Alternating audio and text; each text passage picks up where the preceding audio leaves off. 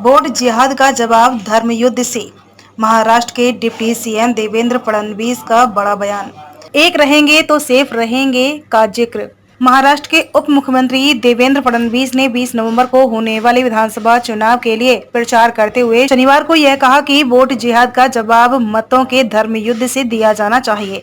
BJP नेता ने महायुति गठबंधन के उम्मीदवार अतुल सावे, संजय सिरसाट और प्रदीप जायसवाल के समर्थन में आयोजित एक रैली में कहा, इस शहर का नाम अब कोई नहीं बदल सकता।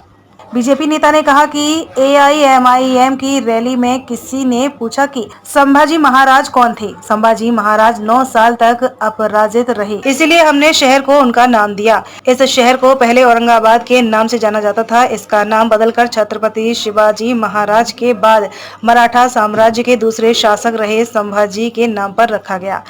फडणवीस ने कहा, राज्य में अब वोट जिहाद शुरू हो गया है। उन्होंने कहा कि हमने लोकसभा चुनाव में देखा था, घुले में हम 1.90 लाख वोट से आगे थे, लेकिन मालेगांव में 1.94 लाख वोट थे और हम केवल 4000 वोट से हार गए।